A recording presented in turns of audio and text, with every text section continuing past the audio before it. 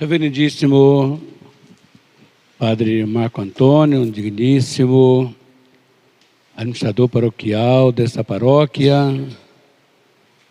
Reverendíssimo Padre Sávio,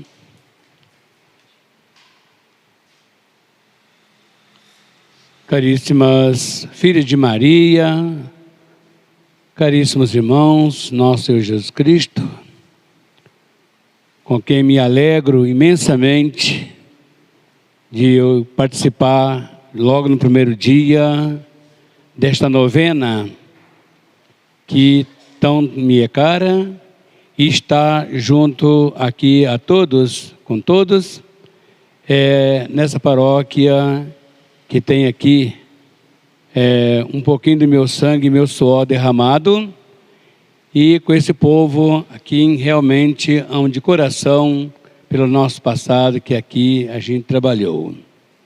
Pode sentar, por favor.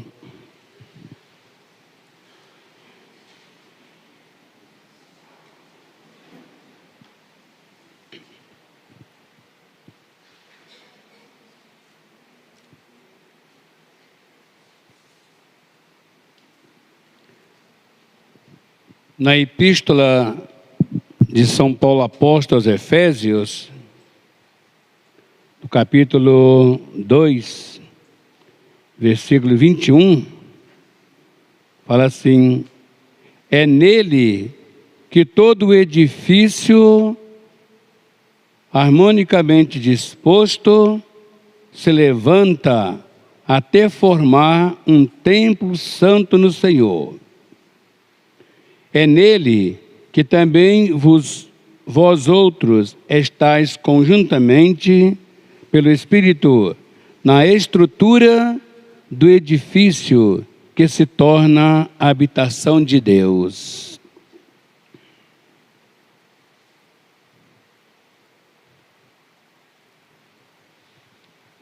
Naquela novena em que se conta a história de Nossa Senhora das Graças, no primeiro dia, a gente reza assim: contemplemos a Virgem Imaculada em sua primeira aparição, a Santa Catarina Labouré. A piedosa noviça, guiada por seu anjo da guarda, é apresentada à Imaculada Senhora. Consideremos sua inefável alegria. Seremos também felizes, como Santa Catarina, se trabalharmos com ardor na nossa santificação. Gozaremos das delícias do paraíso, se nos privarmos dos gozos terrenos. Caríssimos irmãos, esta novena, sem dúvida, que é para todos nós, é um motivo especialíssimo para a gente edificar em nós o templo de Deus. Levantar em nós o templo, a morada de Deus, a nossa santificação. E essa novena, de uma maneira especialíssima, ela é a própria para isto. Porque nós temos diante dos nossos olhos a nossa boa Mãe do Céu, com as suas mãos estendidas, derramando graças sobre todo aquele que as pedem. Então nós estamos aqui hoje para começar essa novena com todo amor, com toda dedicação, com todo afeto filial, para com essa mãe tão terna que nosso Senhor nos deu, para homenageá-la, para honrá-la, para louvá-la e aprender dela a amar Jesus. Portanto, trabalhar na nossa santificação. Eu me lembro muito bem quando Monsenhor José Moacir Peçanha, lançando os fundamentos aqui nesta igreja, fazendo aquelas enormes sapatas, aqueles buracos enormes, profundos. Muita gente ficava escandalizado com aquilo. Mas para que esse buracão? Para que esse tamanho de sapata? É porque ele sabia o prédio que ia levantar. Quanto maior for o prédio, mais fundo deve ser o alicerce. Quanto mais pesado for o edifício, mais solidez deve encontrar na sapata, ali no solo, ali na base, nos fundamentos. Então, caríssimos, nós devemos levantar em nossas almas o edifício espiritual para formar em nós o templo de Deus, onde Deus se compraz em habitar. É preciso lançar profundamente a base. Depois das virtudes teologais e cardeais, sem dúvida que a virtude mais importante é da santa humildade. E que os santos não duvidam em afirmar que, como fala Santo Tomás de Aquino, a pessoa pode ser muito santa, até fazer milagres, mas se não tiver humildade, a sua santidade está em risco. Porque não tem solidez, não tem profundidade, não tem firmeza. E a humildade, no afirmar de Santo Agostinho também, é aquela virtude que é a primeira, é a segunda, é a terceira virtude da santidade. Essa virtude que não pode deixar de existir. Já Santa Teresa tem também aquela frase que todo mundo conhece, que humildade é a verdade. Como vão medir a humildade? A gente mede a humildade pelo tamanho de Deus.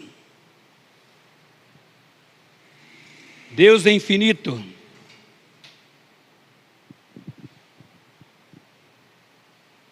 Por isso a nossa humildade, quanto mais profunda, quanto mais alicerçada,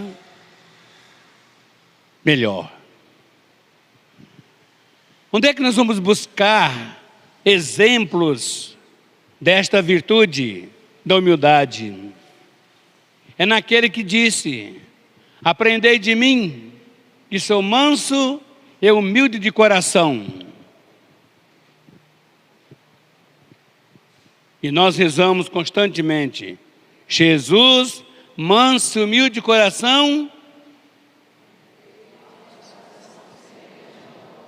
É assim, meus amigos, que nosso Senhor, vindo ao mundo para poder santificar as almas, salvar a humanidade, Ele mesmo deixou o exemplo de profunda humildade. Sendo Deus, Ele humilhou-se a si mesmo, tomou a forma de servo, de escravo, tornou-se igual a nós, exceto no pecado. E desde a sua encarnação, assumindo natureza humana, tornando-se um dos nossos, Ele assumiu essa condição de uma carne pecadora, humanidade pecadora. E Ele vai mostrar isto durante a sua existência, nascendo lá em Belém, Ele sendo Deus, Senhor do céu e da terra, não ter uma casa para nascer entre os animais, e ali ser perseguido, ter que fugir, a sua vida oculta, 30 anos, desconhecida, quase ninguém o sabia. Mesmo lá no templo, os próprios doutores da lei questionavam: onde esse menino sabe tanta coisa? Você não frequentou escolas? Escondendo a sua divindade. Conhecemos muito bem a sua vida pública, como Jesus, ele foi humilhado, massacrado, pisado, ofendido, fez também na sua paixão, carregando a sua cruz, sendo condenado como malfeitor. Quanta humildade Jesus aí estava expressando, porque ele tinha diante de si o Pai eterno, ele tinha diante de si o infinito. Por isso ele se humilhava diante do Pai eterno. Caríssimos, e quem mais e melhor aprendeu com Jesus, que foi o mestre nessa virtude? Maria Santíssima, Nossa Senhora, a humilde Virgem Maria. Com ela também nós aprendemos como imitar Jesus na humildade. Com ela nós aprendemos como devemos praticar essa virtude. Desde os 3 anos, ela já vivia oculta lá no templo, ocupada no serviço de Deus. Quando o anjo aparece para ela, ela que tinha propósito de colocar no seu coração o desejo de ser serva daquela que seria a mãe de Deus. Tão humilde conceito que ela tinha de si mesma. E quando o anjo aparece para ela, falando que ela tinha sido escolhida para ser a mãe do Verbo, a mãe do Messias, a mãe daquele que todos esperavam, ela cogita em si mesma: que saudação é esta?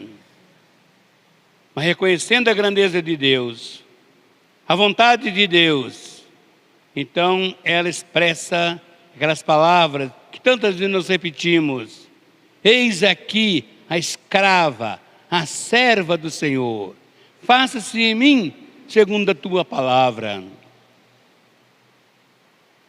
O Senhor fez em mim grandes coisas, santo é o seu nome, porque Ele olhou a baixeza da sua serva, a pequenez da sua escrava. Eis aí, meus amigos, como Nossa Senhora, ela expressa de uma maneira grandiosa as obras de Deus, a glória de Deus, a honra de Deus, mas vê que Deus fez nela grandes coisas, mas ela retribui, ela reporta tudo para Deus nosso Senhor. Aí que nós entendamos a palavra de Santa Teresa: a humildade é a verdade. Nossa Senhora não negou o bem que Deus fez nela, a grandeza que Deus realizou nela, mas não atribuiu a si. Esse é o nosso erro muitas vezes. Quando Deus nos dá algum prestígio, quando Deus nos dá alguma graça, quando Deus nos dá algum talento, alguma capacidade, a gente se blasona, a gente se gaba, a gente se honra disto, em vez de dar a glória a Deus. Vamos aprender com Nossa Senhora. Deus distribuiu os seus dons para todos, cada um reflete um pouquinho de Deus, um reflete mais, outro reflete menos, mas todos nós refletimos os dons de Deus, as graças de Deus. Então a Ele toda a glória, toda a honra. E nós pobres pecadores, miseráveis pecadores, não temos que nos gloriar disto, mas ver em Deus somente a Ele, a retribuir a glória, por ter tudo fazer através de nós. E assim Nossa Senhora nos dá esse exemplo de humildade. Mais exemplo de Nossa Senhora foi toda a sua vida. Logo assim que ela se viu revestida do sol, que é Jesus, essa grande dádiva de ser a mãe do Messias, ela corre para as montanhas de Judá, para a casa de Isabel. Para quê? Para compartilhar com ela as graças e dar exemplo de humildade.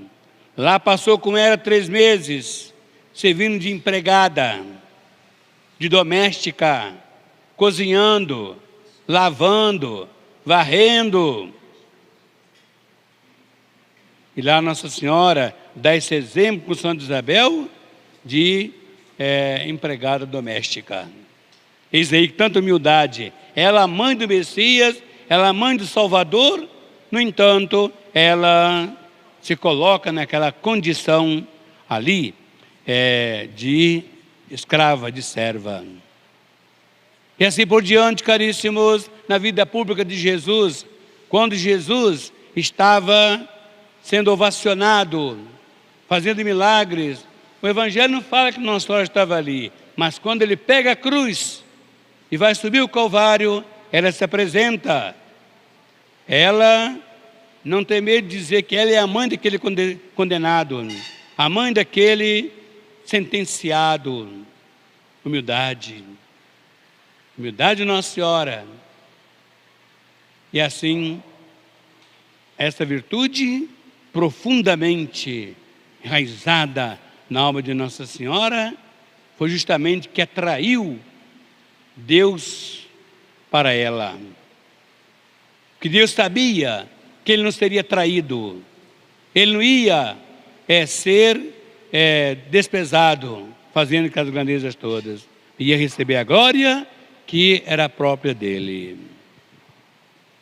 Caríssimos, os santos souberam aprender de Jesus, souberam aprender de Nossa Senhora essa virtude, por isso chegaram ao céu, por isso chegaram à santidade. Um exemplo clássico e bem invisível é Santa Catarina Labouré. Entre tantos outros exemplos, apenas este. Ela foi aquela freira, aquela religiosa que Nossa Senhora escolheu para dar ao mundo esse tesouro da medalha milagrosa. Humilde, camponesa, que perdendo a sua mãe aos 9 anos, chegou perto de Nossa Senhora: daqui para frente serás a minha mãe. E ela instava constantemente com o anjo para que ele a mostrasse para ela.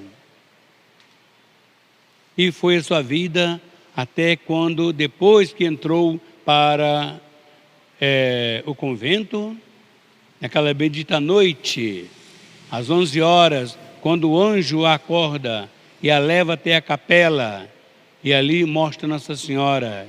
Nossa Senhora então revela todo o seu ideal, e a medalha incumbe a ela dessa missão. Ela recebe e vai levar adiante a missão de cunhar a medalha. Mas o que eu quero dizer foi a sua humildade no silêncio. Mesmo depois que a medalha já estava espalhada por toda parte, em grande uso, todo mundo já tinha essa devoção profunda. Ninguém sabia a quem Nossa Senhora tinha aparecido, nem as irmãs do convento. Apenas alguns dias antes de morrer, a superiora foi saber. Na sua humildade, ela guardou esse silêncio. Guardou esse silêncio. E nunca usou disso para se blasonar. Nunca usou isto para se louvar. Não, ela guardou o silêncio. Olha que humildade de Santa Catarina Labouré em guardar o silêncio da grandeza que Nossa Senhora tinha realizado nela, instrumento que ela tinha usado. É assim, meus amigos, que a humildade é essa virtude básica, profunda, que nos faz estar bem com Deus. Deus resiste os orgulhosos, mas dá a sua graça aos humildes. Jesus tem aquela célebre passagem, quando ele fala com aqueles dois homens que foram rezar. O fariseu, que fez um grande elogio de si mesmo, e o publicano de longe, que nem sequer ousava levantar os olhos ao céu, mas batia no peito: Senhor, seja propício a mim, pecador. Esse voltou justificado para a sua casa, porque Deus dá a sua graça aos humildes e resiste os orgulhosos. A gente alcança tudo com Deus. Aquele que ora, que reza, que pede com humildade, alcança. Essa virtude, portanto, caríssimos, é uma virtude que nos leva a estar bem com Deus. Que Deus não vai ser traído nos benefícios que Ele fizer. Essa virtude também é muito propícia para a convivência com nossos irmãos, nosso vivência dia a dia. Um dia Santa Teresinha, do Menino Jesus, lá no convento, lá no tanque, esfregando roupa, algumas colegas que não gostavam dela, jogavam sabão, água nela.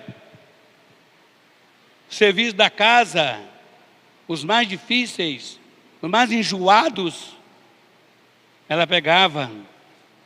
Quantas vezes ela era humilhada diante da comunidade, mas como ela estava profundamente alicerçada na humildade, ela aguentava tudo, suportava tudo, não resmungava, não achava mal com ninguém, não achava ruim com nada. Por quê? Ela se considerava pequena, humilde, por isso aceitava as dores, sofrimentos, os maus tratos, as angústias, as perseguições, tudo. E se você procurar na vida dos santos, você vai encontrar a mesma disposição. Por quê? É a virtude que dá solidez na oração, na caridade, na fé, na esperança, todas as virtudes, toda a santidade. É a virtude da humildade. Por isso, caríssimos, essa virtude que devemos pedir constantemente ao coração sagrado de Jesus. Jesus, manso, humilde coração, fazei meu coração semelhante ao vosso. Que oportunidade boa para a gente fazer essa oração quando a gente vem recebê-lo na Eucaristia, na comunhão, uma vez em contato com Ele. Como nós podemos dizer para Ele que Ele faça de nós o que Ele quiser, transforme o nosso coração como Ele achar melhor, como Ele quer nos encontrar. E assim, essa virtude, ela vai nos dar consistência para a nossa boa obra. Então, vamos pedir ao coração de Jesus, a Maria Santíssima, essa virtude tão necessária para fazermos a novena e aproveitarmos estes dias para edificar em nós o templo de Deus, onde Deus se compraz em habitar, em morar. E assim a gente vai edificando a obra da nossa santificação, da salvação de nossas almas. Que Nossa Senhora das Graças nos dê tamanha aventura de poder ser um fiel devoto, um bom filho, que realmente imite suas virtudes e possa glorificar a Deus em todos os nossos atos, que Deus se compraz em nos ajudar e nos dar a sua proteção também. Louvado seja nosso Senhor Jesus Cristo.